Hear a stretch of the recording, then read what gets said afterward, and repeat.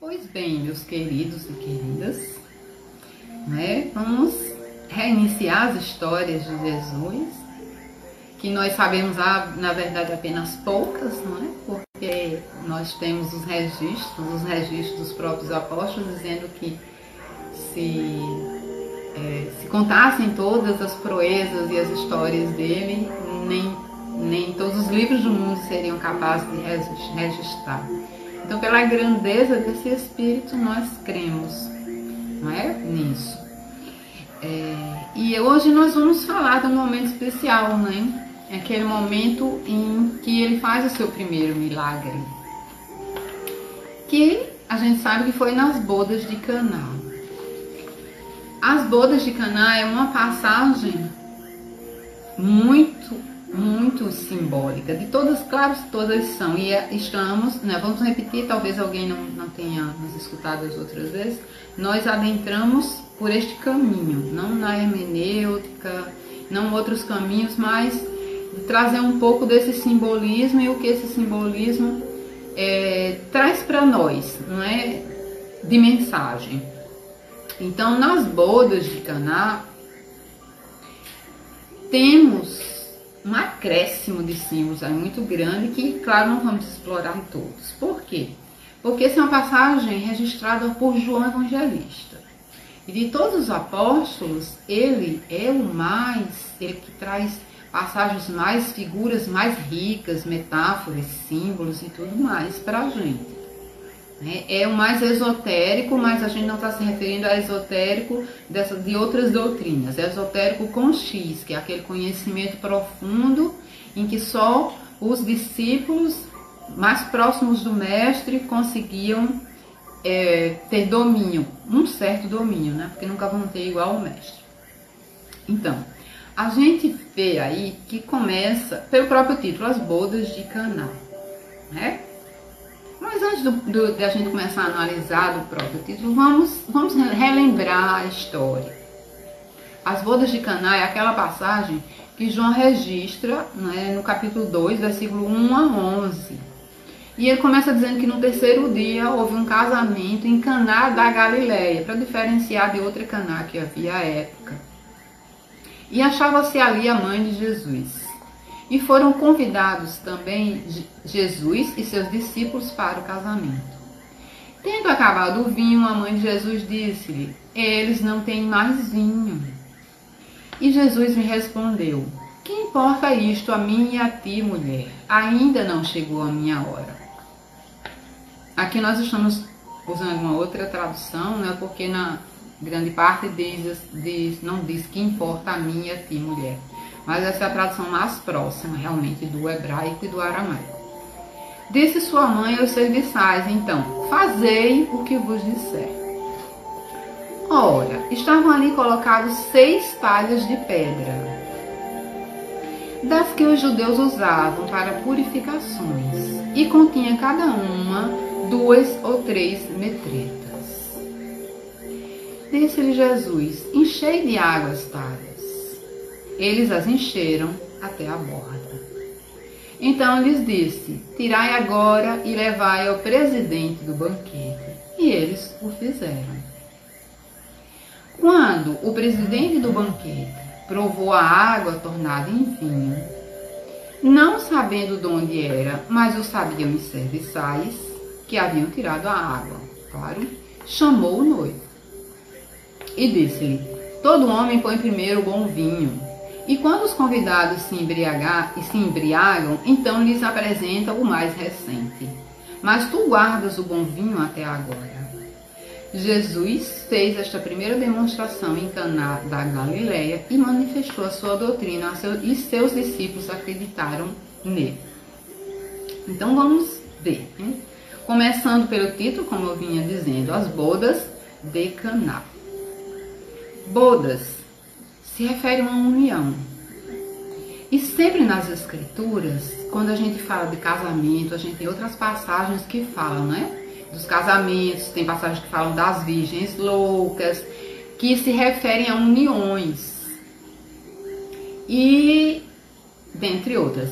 E Caná, ele fala de um local, mas mesmo o Caná, ele vai ter um simbolismo aí oculto. As bodas é esta união, né, como a gente falou. E Caná, o que significaria?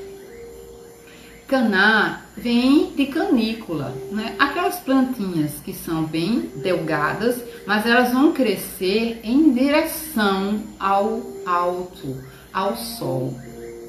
Mas elas não vão crescer de qualquer forma, elas vão crescer retas em direção ao alto. Então essas canículas estão representando aquela oração sincera que vai conseguir elevar a nossa vibração espiritual. É isso que a gente aprende no Espiritismo, que só a oração sentida, sincera, é que vai nos unir com a espiritualidade, que vai chegar mais alto, porque ela provém das fibras do coração, do mais profundo do nosso ser. Então, já do início, só o título dá para a gente analisar que para a gente se unir com o alto, se unir com a divindade. E aqui a gente pode pensar naquele Deus interior, né? Desse eu superior que a Joana de Anjos sempre nos apresenta, né? Que a gente deve deixar esse eu superior crescer em detrimento da nossa personalidade temporária, material. Então essa união com a divindade interior só vai ser possível com a elevação sincera da nossa vibração. O título já nos aponta essa direção. E o João, como dissemos, ele é muito, né, ele é muito rico em símbolos. É uma personalidade muito cara a nós, porque o João, digamos assim, biblicamente ele já era um ecologista, né? Ele já era aquela criatura ligada à natureza e, portanto, à natureza interior de cada um de nós. A natureza desse eu superior, que é a mais relacionada com o divino e com as leis naturais. Reencarna também, né, naquela personalidade maravilhosa, dando continuidade, né, a essa missão, essa união com o todo, que ele já tinha essa tendência. Mas voltando às bodas de Caná, a gente sabe que as bodas naquela época, elas duravam vários dias, né? Para você fazer a união, você estabelecer e você tornar esta união permanente, né, perante a sociedade, elas duravam vários dias. Não era só um dia como hoje. E aí o que é que a gente depreende disso? Que é uma caminhada, essa nossa elevação vibracional, essas nossas bodas, essa união com o divino, não se dá em um dia. Até porque o próprio nome usado na língua hebraica e aramaica para dia é o mesmo de estação, é o mesmo de eras. Então podia ser uma era geológica, uma coisa bem ampla, e podia ser um dia. Então a própria língua já nos dá essas nuances, e apesar de ter sido uma língua considerada pobre, mas esse uso de, por exemplo, éon, que é o dia, ou pode ser período, ou pode ser uma era inteira, ela já mostra que esses ciclos da gente, eles vão se ampliando, não é? No primeiro momento você vê as coisas muito pequenas como um dia, depois elas vão se tornando estações, depois eras. Porque você vai ampliando a sua visão, você vai ampliando a sua espiritualidade. Então a gente vê que essa união que a gente está falando, ela vai durar, ela é um processo e não uma quebra, e não apenas um dia que você vai conseguir. Ela é um processo que todos nós estamos buscando. Mas o que tem mais bonito aí e que chama a atenção é que Jesus, né, muitas vezes a gente fala, Jesus começou, né, realmente fez seu primeiro milagre, né, fez que era o que chamava mais atenção e ainda chama. Hoje na doutrina a gente ainda tem essa dificuldade, muitas pessoas vão atrás da cura material e nisso não tem nenhuma crítica, é uma constatação. Nós todos ainda vamos às vezes à busca da cura material, quando a cura é espiritual. Mas essa indicação que tem aqui nas bodas de Caná, mostrando que essas bodas têm que ser feitas com alegria. Jesus não fazia nada em vão. Então ele começa, né?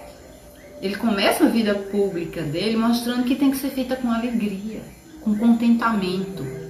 Que a gente jamais vai conseguir ter sinceridade da alma para elevar nossa vibração espiritual sendo tristes e cabisbaixos. Não é?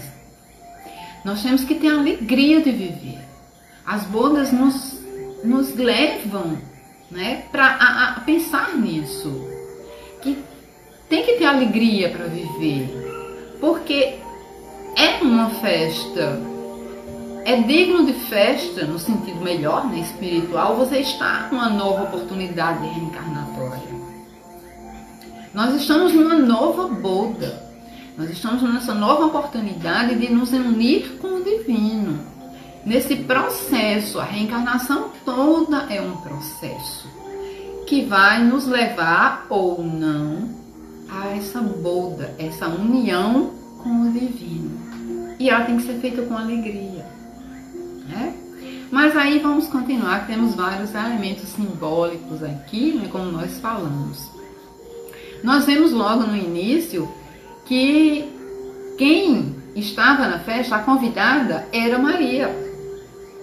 Porque no versículo 2, João fala, e foram convidados também Jesus e seus discípulos para o casamento, porque eram da família de Maria.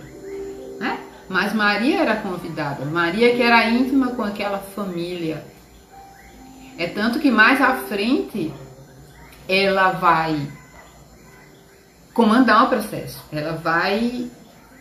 Ela sabe que faltou vinho, é ela que vai fazer o pedido a Jesus, e para isso ela tem que ter acesso à cozinha, acesso às providências da festa. Ela não era uma pessoa que era um convidado só que ficava lá à parte. Ela era uma pessoa ativa, era uma pessoa que fazia parte do processo das bodas. Era uma personalidade relevante naquela festa. E aí quando acaba o vinho, ela vai a Jesus e diz, né, que não tem mais vinho. E aí ele faz aquela pergunta, que importa a mim e a tua mulher? E aí só a título de esclarecimento, tem muita gente que faz assim, mas por que Jesus chama a mãe de mulher, assim, dessa forma desrespeitosa? Vamos contextualizar. É uma coisa que a gente também sempre repete. Temos que contextualizar. Temos que prestar atenção à época que foi dito. Mulher, naquela época, era um título que equivale a senhora hoje, porque diferenciava de outro título à época que era dado às mulheres virgens, que é hoje senhorita. Então quando ele dizia assim, que tem um contigo mulher, né, ele estava dizendo como se fosse senhora, era uma coisa respeitosa, não tinha nada de desrespeitoso. É porque a gente tem uma tendênciazinha de querer interpretar as coisas levando para o hoje. Elas servem para o hoje, até porque, como eu disse, muito simbólica, e esse simbolismo nos leva à reflexão. Esse simbolismo faz com que a mensagem não se perca, porque muita coisa se perderia se não fosse esse simbolismo por trás das palavras que dão profundidade ao texto. Mas algumas coisas a gente tem que contextualizar para que a gente não ache que Jesus foi desrespeitoso, claro, em momento nenhum. Então ele pergunta, o que isso te importa a ti e a mim? E muitas das coisas a gente vê que os diálogos parecem não fazer muito sentido, né? Porque às vezes a gente tem a impressão que foi feita uma pergunta e foi respondida outra coisa. Isso é outra de uma característica muito marcante em João, que também só é compreendida pelo discípulo que adentra mais o simbolismo. O João, quando ele faz esse tipo de diálogo, ele sempre expõe a diferença entre aquela pessoa que interpreta literalmente as coisas, como a gente pode fazer a alusão a Nicodemos, que naquela pergunta que Jesus fala sobre a reencarnação, ele interpreta literalmente, ou né, bem literal mesmo, e João faz sempre, se a gente prestar atenção nos textos dele, essa coisa de aquela pessoa que está interpretando literalmente para representar a pessoa que ainda está mediana, está tentando entender o conhecimento, mas só consegue alcançar aquele patamar de conhecimento. E as respostas de Jesus, que tem um simbolismo profundo, representando aquele que já fez as bodas, aquele que já se uniu com a divindade e que, portanto, está num patamar bem superior. E aí os diálogos vão ter sempre esse desnível, principalmente em João. E aí Jesus responde. E aí, sim, Jesus, ele faz a pergunta, e aí Maria parece alheia ao que ele fala, né? Porque ela faz fazer o que eles vos disser. Ela vira para os serviçais e diz uma coisa completamente diferente. Aí temos duas lições. Temos uma lição material para todos nós. A obediência filial. Essa é uma bem rasa, mas que a gente sabe que tanto as rasas como as profundas não deixam de ter importância. Todas elas têm muita importância. Aí, ao contrário do que a gente pensa quando ele fala de mulher que está desrespeitando, aqui ele mostra todo o respeito, porque a mãe, né, ele fala uma coisa e ela, ao mesmo tempo, ela se volta para os serviçais e pede para que eles façam o que Jesus vai ordenar para eles. Ou seja, quem falou mais alto neste momento, né? Quem falou mais alto? A mãe, e ele obedece. Como uma alma superior que ele era, ele sabia que devia obediência à mãe dele, mesmo se naquele momento aquela mulher fosse inferior espiritualmente, o que a gente tem dúvidas, né? Mas isso é outra questão. Ele obedece para demonstrar a gente o quanto a gente deve ser respeitoso, enquanto a gente deve respeitar a nossa ancestralidade, não só a mãe, mas a nossa ancestralidade que nos permitiu estar aqui e agora, e dos quais nós absorvemos muito conhecimento. Nós temos um pensador, um sociólogo, Rollbach, que ele fala que a gente é muito mais pensado do que pensa. E é isso, né? Às vezes a gente se choca, como eu sou mais pensado do que penso. E a gente se remete e imagina aquela afirmação do Livro dos Espíritos também, né? Divulgo, são eles que vos dirigem. Quando a gente começa na doutrina ainda, né, com aquela capa enorme de orgulho, muitas vezes a gente se choca com essa afirmação. Divulgo, são eles que vos dirigem, quer dizer, eu sou uma marionete? Não, nem o Livro dos Espíritos, nem Jesus queria dizer isso. Queria dizer que quanto menos alertas, quanto menos espiritualizados, quanto menos abrangente a nossa visão de vida, a gente acha que está decidindo, mas a gente está permitindo que os outros, que a sociedade, que os conceitos equivocados decidam por nós. Nós temos inclusive estudos aí, né? Que quanto mais limitada é a pessoa, o seu autoconhecimento, mais ela se julga superior. Justamente por causa desse limite que o ego dá, dessa cegueira que a gente tem, cegueira espiritual, e a gente não consegue perceber longe. Mas Maria demonstra que ela tinha esse acesso e essa ascensão sobre o Cristo, porque eles tinham uma comunhão espiritual. Ela era um ser também que conseguia perceber além das simples palavras.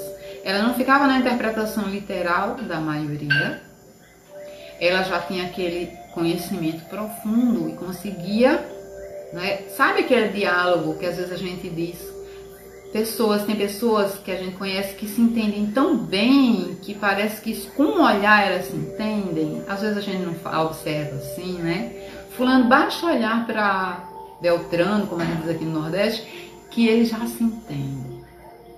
Então, as palavras, muitas vezes, foram ditas para servir de ensinamento para os outros, e não propriamente para, digamos assim, só entre Jesus e Maria, ou uma ordem, ou um discurso qualquer sem sentido, porque cada palavra deles não é que fosse pensada, teatralizada, não, é porque quando o espírito já tem uma evolução superior, cada palavra ela vem da própria alma, do próprio conhecimento. É um espírito que já está naquela escala que Kardec nos mostra, que ele não é um espírito sábio, mas de sabedoria, quando ele já consegue unir a intelectualidade, né, com a profundidade da emoção maior, que é o amor. Então ele já tinha esse entendimento. Tem um filme que não é muito fiel, mas que eu assisti uma vez, de Mel Gibson, não sei se vocês assistiram, é antigo. Ele tem umas cenas muito cruas e assim chocantes, mas tem uma cena de uma beleza, aliás, tem mais de uma, mas tem duas principais que são de uma beleza extraordinária. Uma não cabe aqui, mas a outra é quando Maria de Nazaré sabe que Jesus está preso e ela vai ao templo. E aí ela caminha sobre as pedras do templo, porque as prisões eram sempre nos calabouços, né, no interior, nos subterrâneos, como a gente chama hoje. E ela caminha sobre as pedras. Aquela angústia, mas aquela angústia sem desespero. E ela sai caminhando sobre as pedras do templo. E aí chega num local que ela para, e ela se ajoelha e ela se deita sobre as pedras. E aí a câmera desce e mostra que ali embaixo, onde ela deitou na pedra, ali estava Jesus no calabouço. Aquela cena é extraordinária porque ele consegue captar essa sintonia extraordinária que ela tinha com Jesus. Ela sabia onde ele estava. E saber onde estava é também simbólico. É saber onde Jesus está dentro de nós. É sentir profundamente essa união com o Cristo e com a sua mensagem. E é isso que ele simbolizou, ele conseguiu captar naquela cena do filme. Ela deita a cabeça delicadamente nas pedras frias do templo. E ela sabe que ele está ali.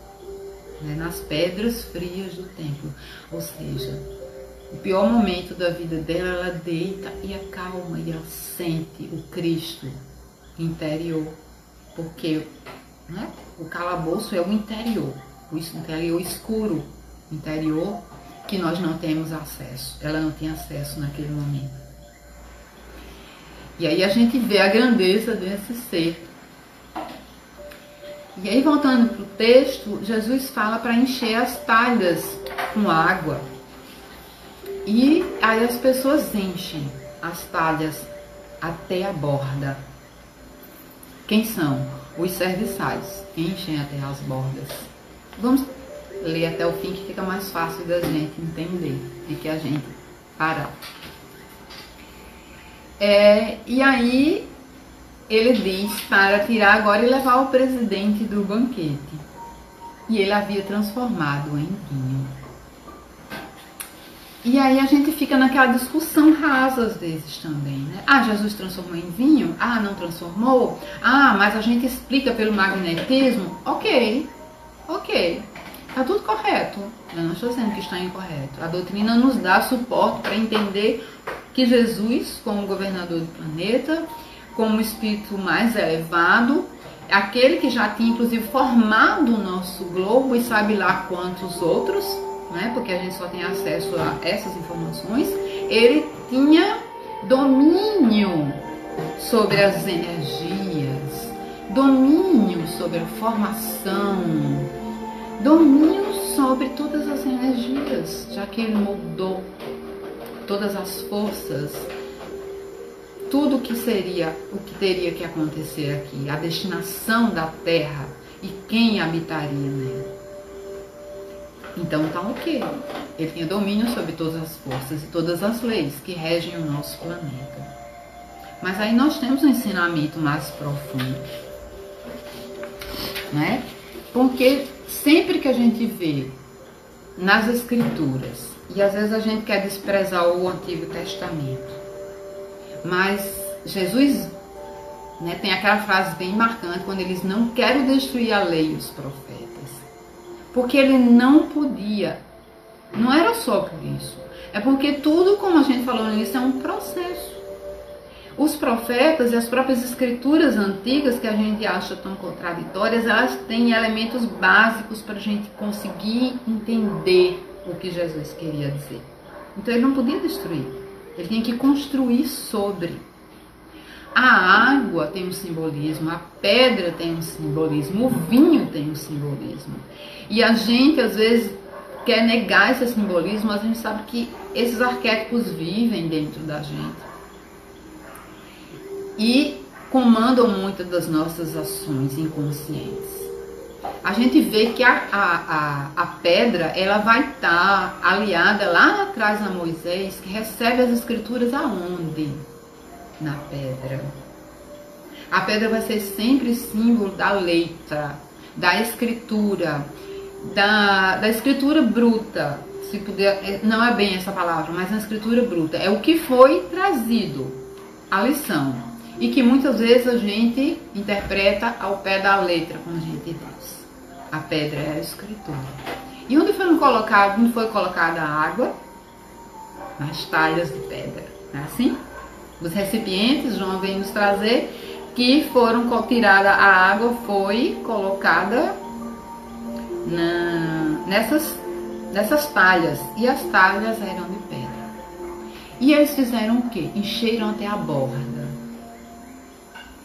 E aí temos, né, o começo desse processo.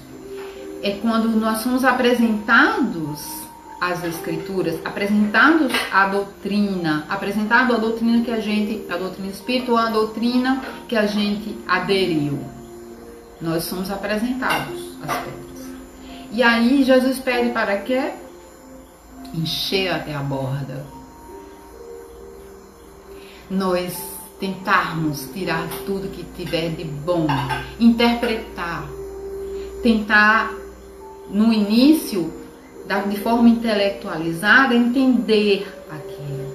Quando a gente se encher até a borda de conhecimento, no limite das nossas forças, e aí a gente volta para a lei do trabalho, né? Qual é o limite do trabalho? O limite das nossas forças. Mas não é só o trabalho material, o trabalho espiritual. Então, encha a talha até a borda. Porque quando você estiver no limite, você tiver conseguido, com o seu próprio esforço, o seu próprio trabalho espiritual, conseguir entender até enquanto o seu intelecto consegue. Aí tem aquela frase, né, do André Luiz, quando o trabalhador está pronto, o trabalho aparece. O trabalho também é espiritual, de novo. Não é um trabalho material só. Então, quando você se enche de conhecimento, e aí também recordamos outra passagem do Livro dos Médiuns, quando o Kardec nos informa que para o médium trazer uma certa mensagem espiritual, enquanto intermediário que ele tem que ter conteúdo mental para isso. Porque senão o espírito não consegue. Ele pode ter uma mensagem bonita, ele pode ter uma mensagem, usando a palavra de Maria Cristina, extraordinária, mas se o médium não tem o mínimo conteúdo para traduzir isso em palavras, não adianta. Então nós temos que encher as nossas talhas até o nosso mundo, para que sejamos instrumentos úteis na mão da espiritualidade e para que também essa mesma espiritualidade possa nos auxiliar. Usando o exemplo da mediunidade que acabamos de falar, se eu não me esforço para estudar, para entender o processo. Como é que eu vou ser um instrumento útil e dócil? Como é que eu vou passar uma mensagem fiel? Isso em tudo, na nossa vida. Temos que ser instrumentos fiéis, passar uma mensagem fiel. E aí, quando chega no limite da borda, vem quem? Quando já esgotamos com o nosso próprio esforço pessoal, com alegria, né? Porque precisa essa alegria para entender melhor, aceitar melhor, para aumentar nossa vibração e captar melhor. Aí aparece quem? Jesus aqui.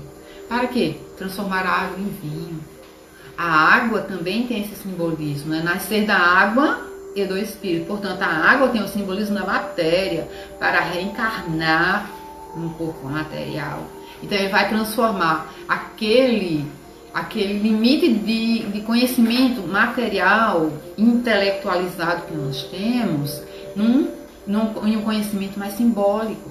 Ele vai transformar em vinho. E o vinho também tem esse simbolismo na Bíblia, de conhecimento mais profundo, de seiva. O vinho tem esse conhecimento esse simbolismo de seiva mesmo, né? Daquilo que é essencial, que é espiritual, está no nosso espírito. Não é à toa que Kardec vai usar, né, a parreira como símbolo, mostrando, né, a seiva, que é o próprio espírito. Esses simbolismos vêm nos acompanhando há séculos e há milênios. O vinho não tem essa conotação de embriaguez, não nas escrituras.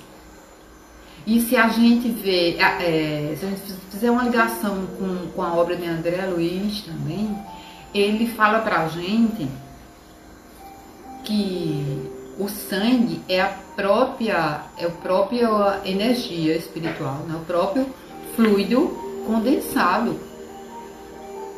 É a parte que a gente condensa do fluido mesmo para a gente se manter vivo, que alimenta.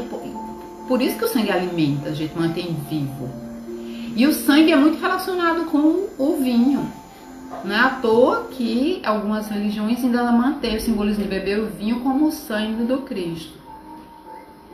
Porque o símbolo o vinho simboliza o sangue, e o sangue simboliza o próprio fluido condensado que nos dá vida, nos permite estar reencarnado. Mas ele é condensado, mas ele é algo que vem direto da espiritualidade. Então, é esse momento que Jesus transforma a água em vinho, esse momento que nós estamos prontos, mas com o nosso trabalho espiritual, para que chegue um mestre como Jesus, que a gente aceite os ensinamentos, a gente amplie a nossa visão espiritual e seja transformado em vinho. Portanto, não estamos sós e nunca vamos estar, mas depende do nosso esforço pessoal e com muita, mas muita alegria, para que nós possamos realmente fazer do nosso trabalho diário, nosso trabalho espiritual. Porque o nosso trabalho diário é sim um trabalho espiritual. A gente não pode dissociar isso. E as etapas que estamos passando, as dificuldades que possamos passar, também faz parte desse processo. Aí Jesus vai, aliás, os serviçais levam para o dono da casa, né? Para, como ele chama aqui, o presidente do banquete, ou o noivo, né? Aquele que preside, né? Nesse caso, não é cargo político, é aquele que preside, portanto, o noivo. O noivo é aquele que quer se casar, né? E então ele pergunta assim: todo homem põe primeiro o bom vinho. E Jesus botou o melhor, os bom vinho antes, e ele deixou para o fim. E aqui nós temos também um simbolismo bem bonito, que ele diz assim: todo homem põe primeiro o bom vinho, que é aquelas que vai apontar para aquelas doutrinas que infelizmente elas dão os bons conhecimentos no início e as pessoas se encantam, e depois de elas se encantarem, ele vem e traz o vinho que não é de boa qualidade, ou seja, os ensinamentos que não são realmente da espiritualidade. Mas quando você já está fascinado, você não consegue mais fazer essa distinção. E aí você aceita qualquer coisa, ou seja, você aceita o vinho ruim, o vinho do fim da festa, porque você já se embriagou. E aí o noivo se admira de Jesus. Por quê? Porque ele deixa o melhor para o fim. Ele faz a sequência correta. Ele vai dar no fim. Ele vai transformar em vinho. Quando nós tivermos feito o nosso trabalho, realizado o nosso trabalho espiritual e sejamos merecedores dele chegar perto e abrir os nossos horizontes, dar o melhor vinho para nós. Então que possamos neste momento ver isso, ver que estamos tendo uma oportunidade de encher as nossas talhas, mas encher com muita alegria, para que possamos realmente, fazer as bodas de Caná.